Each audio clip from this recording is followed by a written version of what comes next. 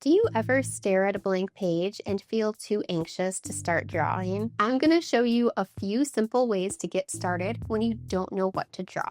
Welcome back. I'm Christine. This is Mike.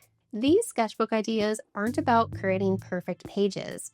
They're all about experimenting, letting go, and having fun. Please keep in mind that I'm not a mental health professional, and these sketchbook ideas are not a substitute for professional care. If you or someone you know is struggling, please reach out to someone who can help. Otherwise, grab your sketchbook and let's get started on the first idea. Keep it simple, silly. Okay, here's the easiest way to start when you don't know what to draw. Are you ready? Draw a line, then another line, and another. Just keep going. Fill the whole page with one kind of line. It sounds super simple, but that's the point. It takes away the pressure of choices and it feels a little bit like a moving meditation. Now, my hand shakes a lot when I'm anxious, so my lines are never perfectly straight. And honestly, that's fine. Yours don't have to be either. Even if you want precise, clean lines, I challenge you to let go for now.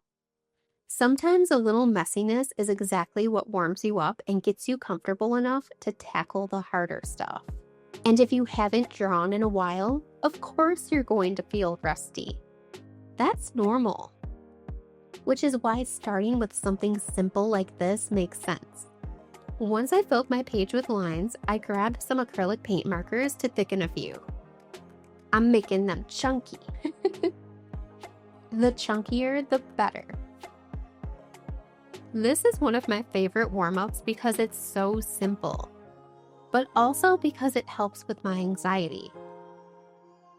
Drawing one line after another gives your brain something repetitive and calming to focus on. If your mind is racing or you're overthinking, this pulls you back into the present moment. And the best part is, the lines don't need to be straight or perfect. In fact, the little wobbles are proof that you're letting go. It takes the pressure off and reminds you that art doesn't have to be about control. It can be about freedom. This pattern reminds me of sheet music, so I started to toss in some random music notes. You don't have to doodle on top of the lines. I just did it because I was listening to music at the time, and I thought it would be a fun addition to the spread. Not only is this a great idea when you have anxiety, it's a fantastic idea to revisit just when you're feeling a little bit creative and you want to add a little something extra. All of my little musical notes on this page are making me so happy that I actually wanted to try it again. This time, I leaned into the music theme even more. If I do this again, I'll probably let the curved lines flow across both pages. I might even add in the lyrics from whatever I'm listening to. I might revisit this spread in the future, but for now, let's move on to the next idea. Neurographic art. This one isn't new, you've probably seen it before, but it's still one of my go-tos when I need to calm down.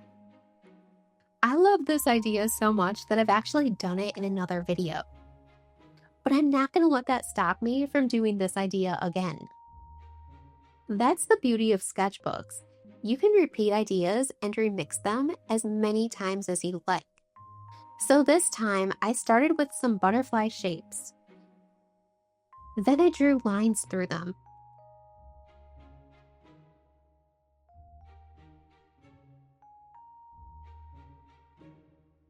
After that, I rounded off each corner with my pen. It's kind of tedious, but that's the point. It forces your brain to focus and relax. I actually was working on this the morning I had to take my husband to the airport. I dislike flying so much that just going to the airport stresses me out. I don't even have to get on a plane. Sitting here for an hour with this page helped calm my nerves before we left. I was so grateful for this moment that I was able to take for myself. Neurographic art is a simple way to calm down when you feel anxious. It's easy to draw random lines, then round off all the sharp corners. Doing this over and over gives your brain something easy to focus on, kind of like a puzzle. The slow, steady movements help your body relax too. And when you add color, it feels more fun and creative, which can lift your mood and make you feel more in control. By the time I added color, I was just so into this, I didn't want to stop.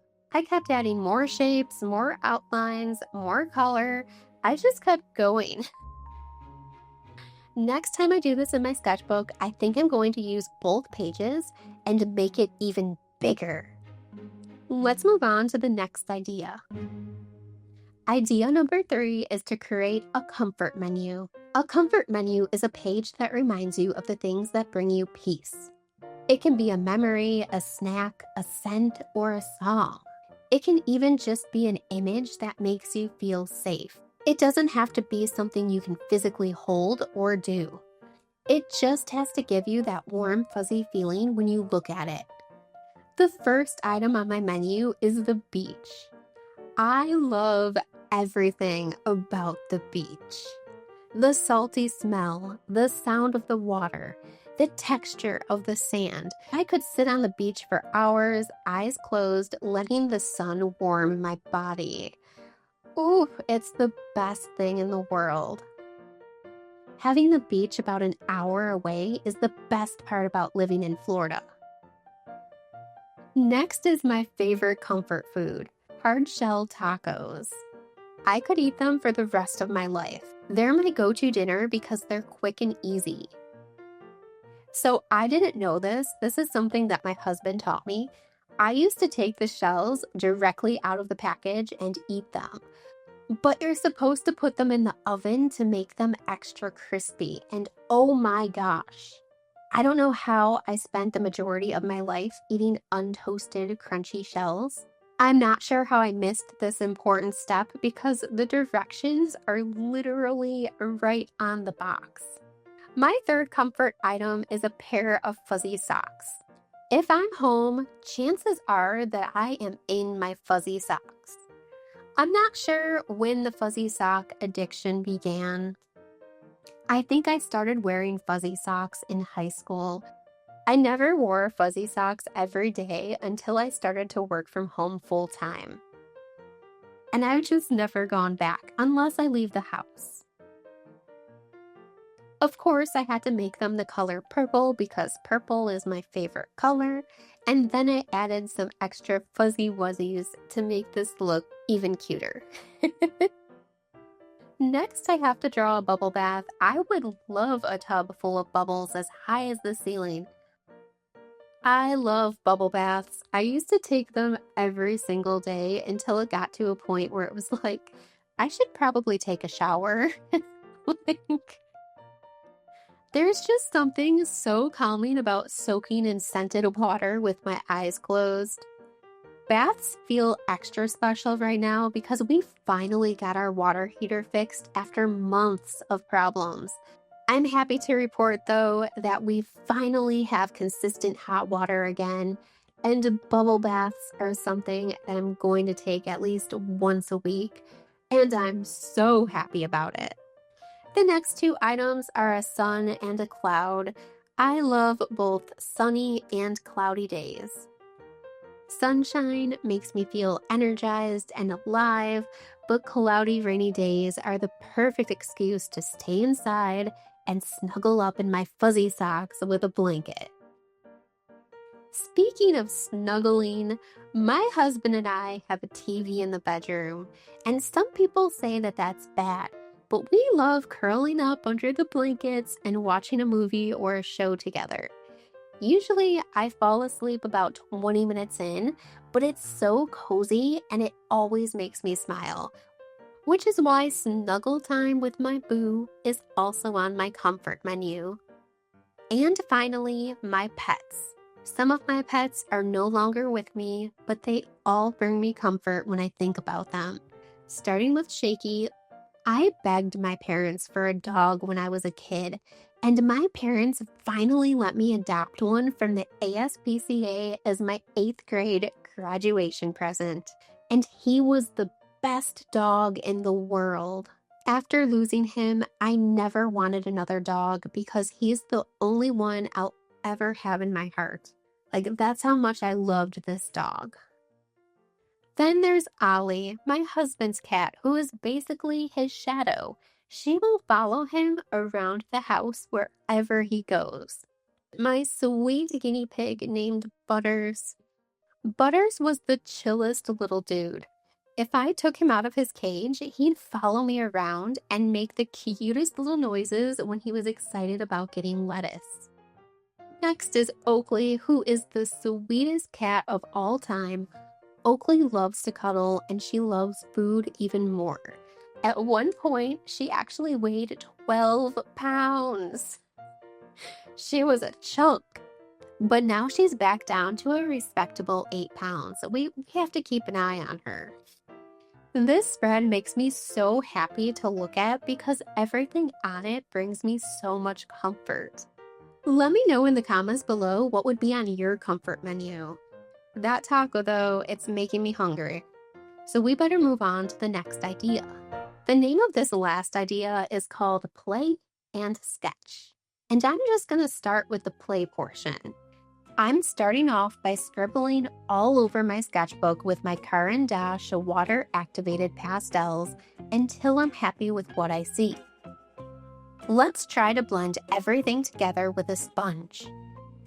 And no, the paper in this sketchbook is not made for watercolor. But I really don't care. I just want to keep going to see what happens. Now that I have the base layer down, I think I want to add some marks using objects like this bottle cap. I also have this silicone cake liner and this water bottle. I'm putting a thick coat of paint on each object for the best result. And after getting mildly dirty, I'm putting on some gloves because when I edit, I don't like to see how messy I get. I don't know about you, but when I see my hands get so dirty in videos, it bothers me so much. I have this cute dragon toy and I want to see if I can make footprints. Okay, so that didn't work. That didn't work. It still didn't work. I've always wanted to try this trick with string. If I'm remembering correctly, you take a piece of string, cover it in paint, put it down on the page, and pull it out to make abstract art. That looks okay. Obviously, I'm covered in paint, so I'm not able to look this technique up. I'm just gonna go for it again. I want to make sure I have enough paint on this string. Oh, look, I took off my glove. Okay, this is a lot better. Now that I'm really getting into this, I want to add more marks and then let this dry for about 20 minutes. Now it's time to create some silly sketches on top of this, which is part 2 of this sketchbook idea. You can stop after making your marks and call it a day. But if you're feeling courageous, start drawing on top of what you created with silly little monsters, creatures, or characters. It's up to you. This particular spread reminds me of water, so I'm drawing fish. I don't have a reference photo, and I'm going completely from my imagination. Drawing from your imagination is the reason why this exercise is perfect for dealing with anxiety. It's not about making a perfect page or creating something right. It's about giving yourself permission to play, make a mess, and experiment.